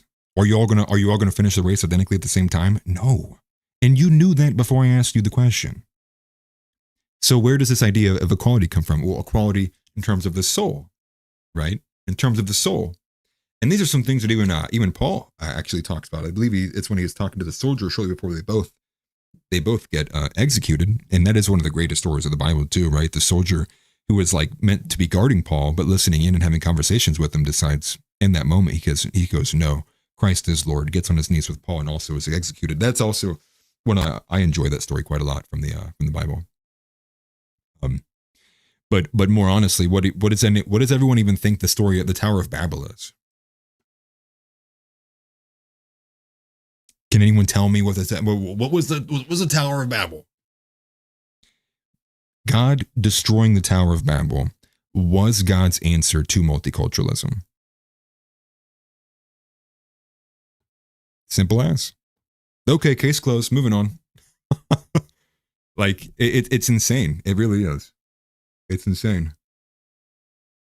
You know, and this isn't to like make people mad or make people sad or anything of that line. It's just like it's very hard to worry about like nuances and like these smaller arguments and like things that like the cherries on the top, the whipping cream, the chocolate chip, the sprinkles, right? All of the kind of finer points are meaningless if the foundation is built on something that is a complete fabrication.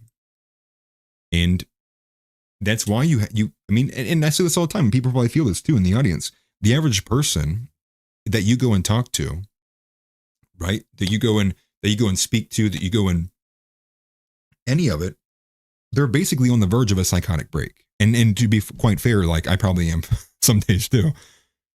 But that goes to show, again, if you could convert all of what social media, this social climate, this political climate, if you could see it, it would be like this shaking, like this violent shaking, this humming, and you'd be like, bro, how is anybody like chill? Well, that's the reality. Nobody is.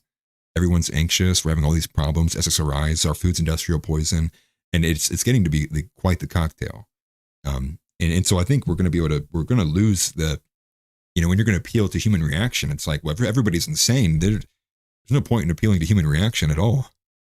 Because everyone's insane. So there's no standard anymore. People are just doing anything that the delusion, pulls them to, if you will.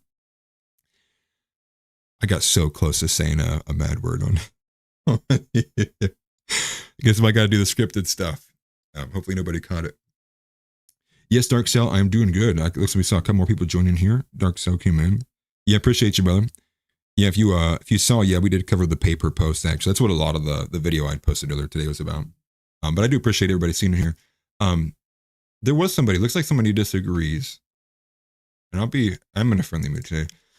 Buddy Lee says you're right, and this also debunks the idea of absolute racial superiority. Every race, ethnic group has its winners and losers.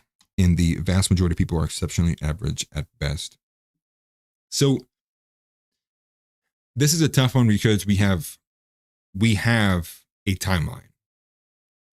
Right? So we have a timeline in the sense of the general trend, okay? And so if you were to look at it in terms of what makes a people's, right? What makes a people's? Well, it would be the civilization that they leave behind, right? That's what makes a people's. It would be like their culture, what their civilization was, what it became, you know, what it brought about, what it did, its mark on the world.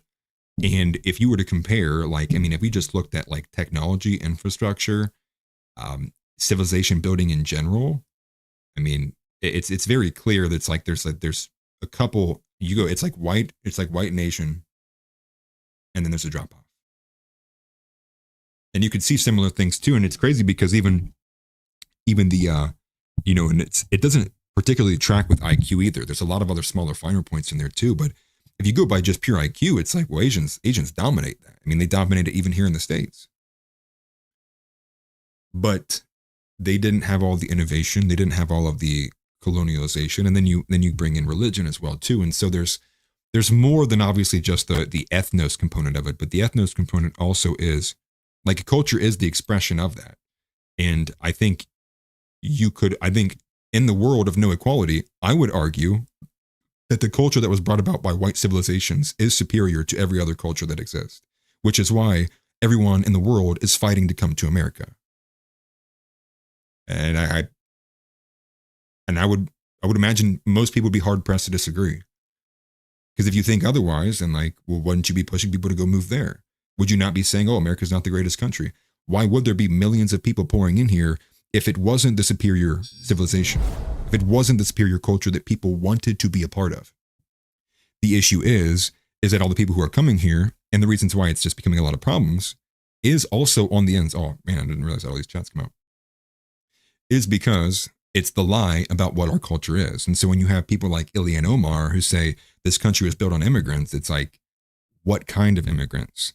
Can we actually look at the historical data, right? And what she wants to do is take like 405, or rather 400, about 400 years of history, and basically condense it all, lose all of the specifics, and then just pretend.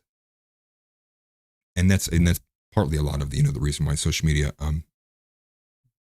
is falsy, is there is a lot of this brain rot stuff going out there, and people just, they hear her or Jasmine Crockett go off a little bit and they're like, ooh, Slay Queen. And it's like everything she said was completely actually wrong. All of it. But they don't care because she just said it. She snapped her fingers and they're like, Slay Queen, doesn't matter to them. Doesn't even matter to them. Lord Larry, let's go to the super chat here. Let me scroll up, let me find it. Lord Larry, appreciate the super chat. He says every group has winners and losers, sure, but some groups have more winners than others, and others have more losers than others. It's objective and observable, and that's what I would agree with. I think the same thing applies, right? So if you were to go condense it, here's what I would say. The point is true, though.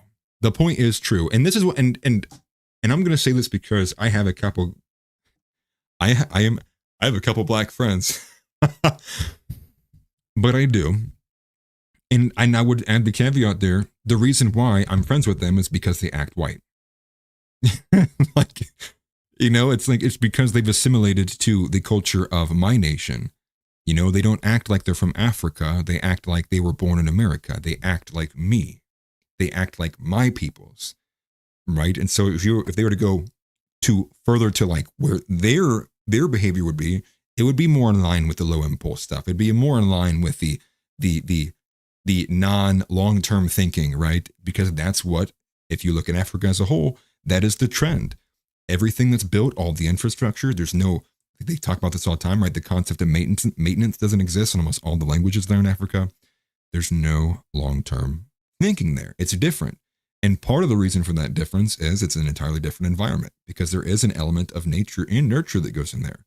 So if you do exist in an area where the average predator, or you have more average predators than other people in other places, it would probably lead your peoples to a long period of time existing in that way of really only being concerned with short-term thinking. And there's so many things that can go in line with this too, right? And so, and part of it is like, like history didn't start in 1600. Can we start there? Like, do people, history didn't start in 1600. It didn't start in 1500, it didn't start in 1000, it started before that. Now, how far back? It depends. You could argue between a young earth creationist, or you could argue with the evolutionary thought process. I'm not going to get into that. I'm not even going to begin to entertain those arguments.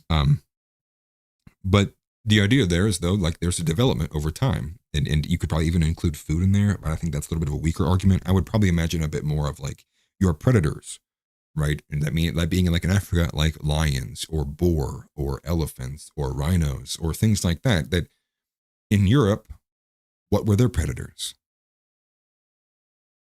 Like an eagle or something? Like I can't even think of like what even is in Europe that's like dangerous. Probably like nothing. They can't even, like dogs, wolves. Yeah, wolves. Okay, wolves. But we had a pretty kind of, well adapted system to handle a lot of that stuff. And I think all of that matters. And I think it leads to why you see and you take all of that and you add it all up. And at the end of the day, here's 2,000 years of that history and here's 2,000 years of that history. Well, there you go. I mean, and that's not to explain all of it, that goes genetically too. There are genetic explanations for that stuff as well. Especially because recently I had seen that, what was it? It's the Li-A2 genetic, what is it? I don't even know what kind of, it's something genetic. I don't know if it's like a telomere or if it's like a certain piece of DNA, what it is, but there's been recent studies that they believe that they have found the specific gene that is more presented and more represented in black male populations than what is represented in white male populations. And that gene, they believe, is connected to much more quick to act like impulse control, which would possibly be, maybe is this the kind of thing that would lead to blacks being more prone to violence? Possibly. think that's a reality to be explored there. Kind of got off on a rant there, to be honest with you, but I could talk about black people all day. I'm just messing. No, probably actually. I could talk too long, to be honest. I have the gift of gab. I think my parents don't appreciate it. Well, on here they do, but not when I'm keeping them from going home. So we have the big story of the day. We'll cover this before we bounce out, because I'm curious if there is going to be any response to this. So Hamas responded to the deal. Donald Trump put out hey, perfect timing, Marcus. We just finished talking about black people. That's funny. Hamas responds to the deal. And what do they do when they respond to this deal? They say they agree to release the hostages if the field conditions are met. And the field conditions being, if Israel is Israel, it sounded weird when I said it, if Israel withdraws to the previously allocated areas, which there was a map that had floated around on X that had showed there's like three phases. And like the first one is like this line. So in order for Hamas to surrender these hostages, that what they would like is they would like for those field conditions to be met. So with that being said, they need Israel to withdraw from there. They need Israel to withdraw. I believe it's like about a half-mile radius. I'm not sure the exact distance, but they basically need Israel to begin pulling back.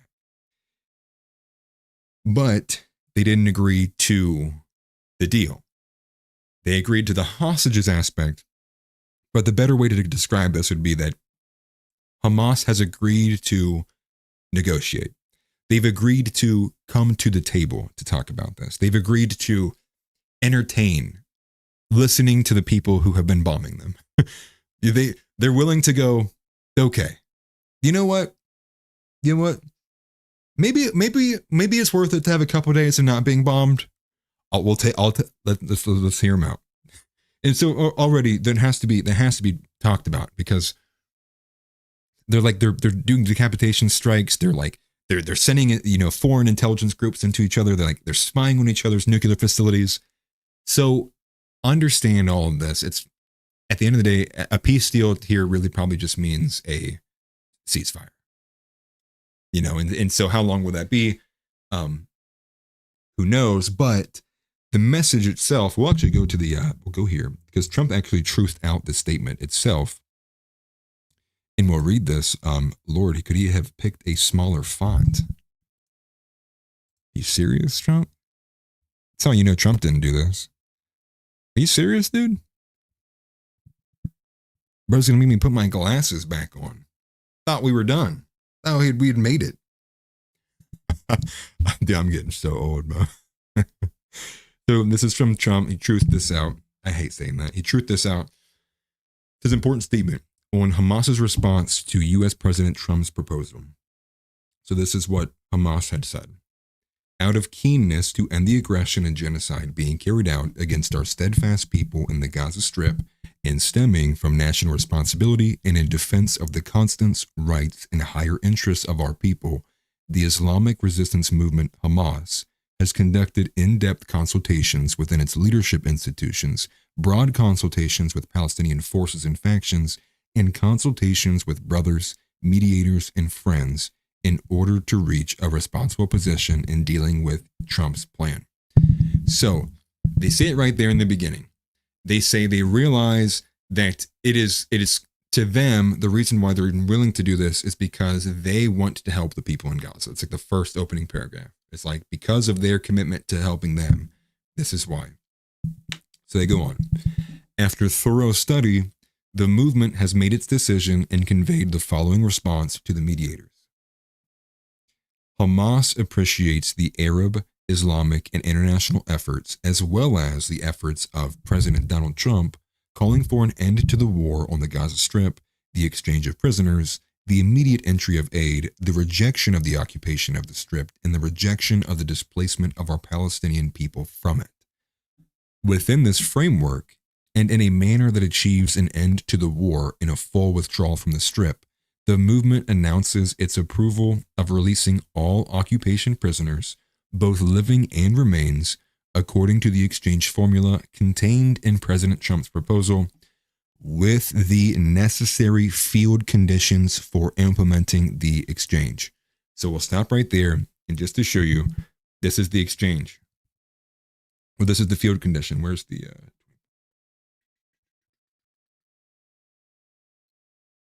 I thought I had it. Do I really not have it? I definitely bookmarked it somewhere. Give it 1 second.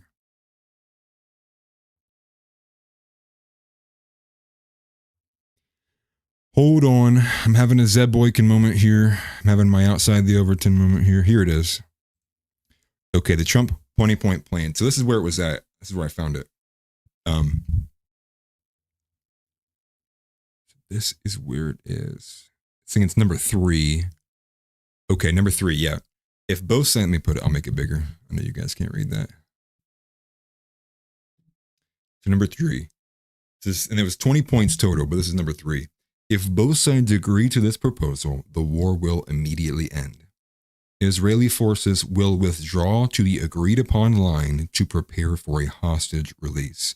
During this time, all military operations, including aerial and artillery bombardment, will be suspended, and battle lines will remain frozen until conditions are met for the complete staged withdrawal. So it's actually twofold. So beyond just withdrawing and pulling back to the agreed upon line, the second element they have there is they want to cease all the bombardment, which makes sense because you would want to ensure that you could actually transfer the hostages and it not be an open conflict, which is good. But Israel did not seem so keen to that response. So he has a follow-up statement to Israel in particular. Well, maybe less so to Israel, but more so just aimed in general at this negotiation. And what does Trump say here? So Trump says, based on the statement just issued by Hamas, I believe they are ready for a lasting peace. Israel must immediately stop the bombing of Gaza so that we can get the hostages out safely and quickly. Right now, it's far too dangerous to do that. We are already in discussions on details to be worked out. This is not about Gaza alone. This is about long-sought peace in the Middle East. And no joke, I got this from Rerum Novarum, and I've seen multiple of this already. Look at what the News of Israel says. How desperate is Trump for a Nobel Prize on a scale from 1 to tweeting this nonsense? There were multiple Israeli stations that said similar, basically attacking Trump for it. But you know the insane part about this? What is the number one thing that they have been demanding of Hamas since basically October 7th? Release who? Release what? Release Don to 5? No. Release the hostages.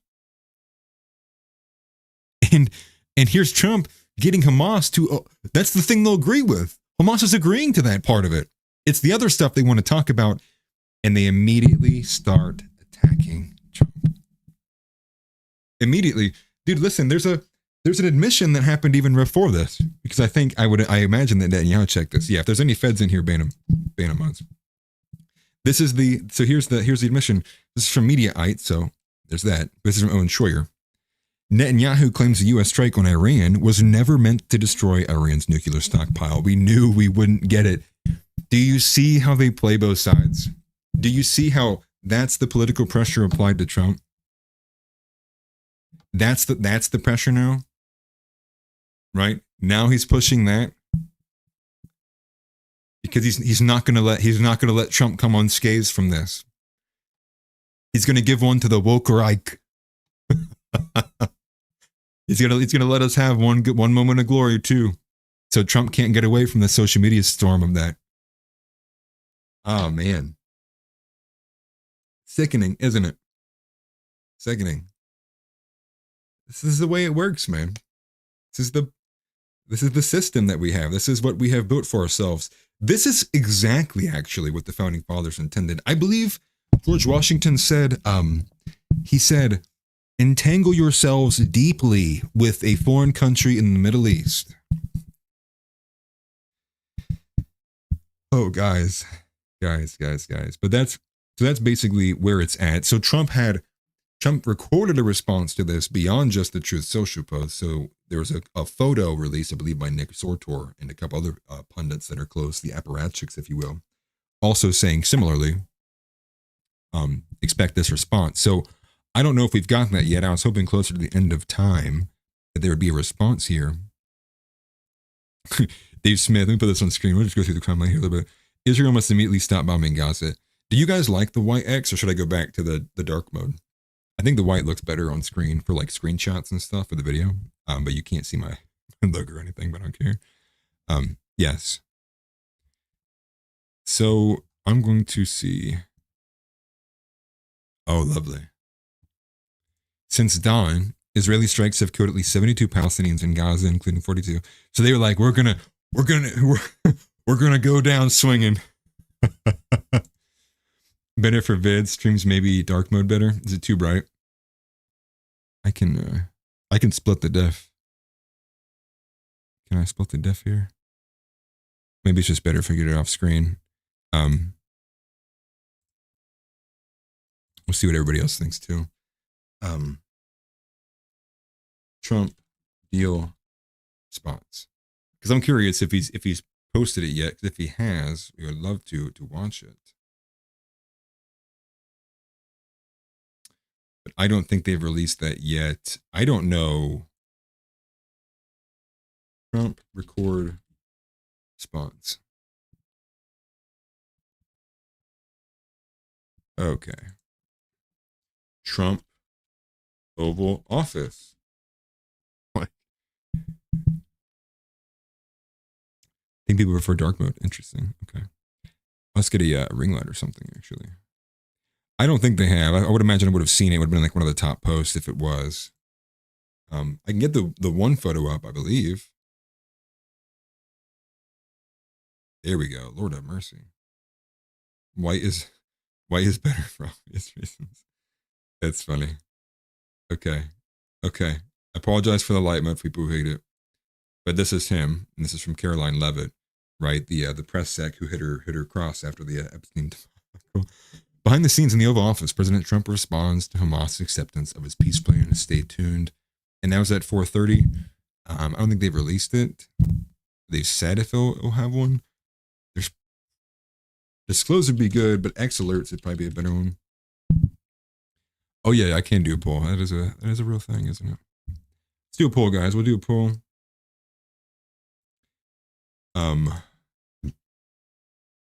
Which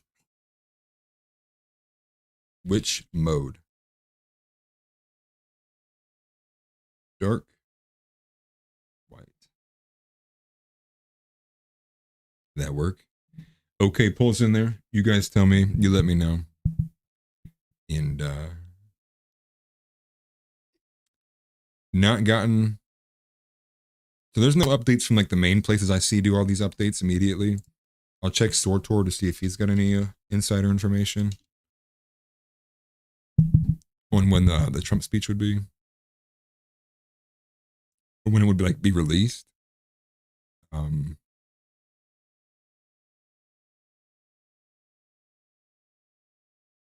yeah, I forgot he got into that. I don't know if Nick Sortor got touched, but they took like a flag from him and like burned it or something. I don't know if he got like harmed or nothing, but I forgot that was a thing. So I guess expect that, guys. Expect that there will probably be a response today, I would imagine, or maybe it'll be like fresh in the morning tomorrow. But definitely expect that happening, and imagine that what the next turn of that will be.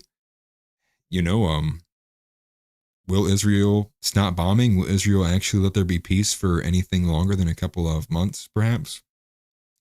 I doubt it, but one can hope.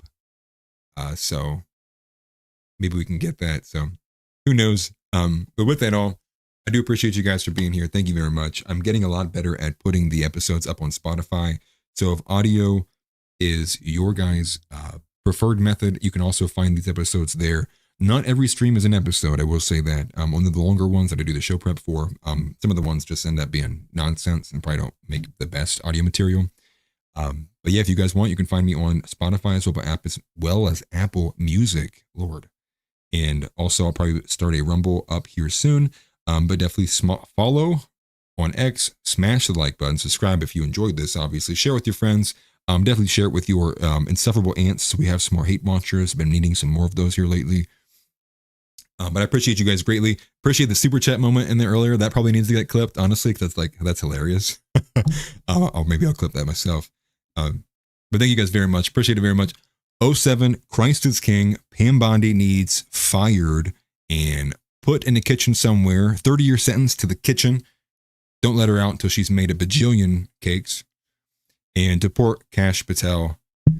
And guys, I'm hoping one day at a time we can save this country. We can forward face our men to God, and we can get our women to stop being whores. But men, it's going to be a long battle in front of us. I appreciate it all, and I will see you guys next time. Take care. Get up and get out. Get out. Get out. I have a question for you. Say Christ is Lord.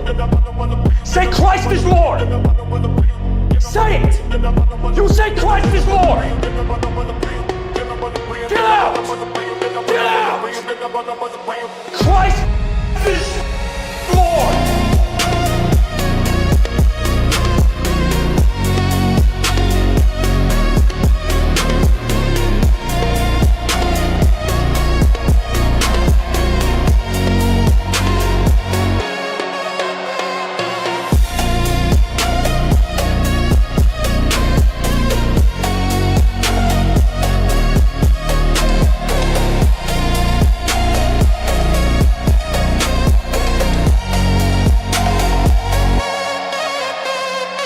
Offensively accurate.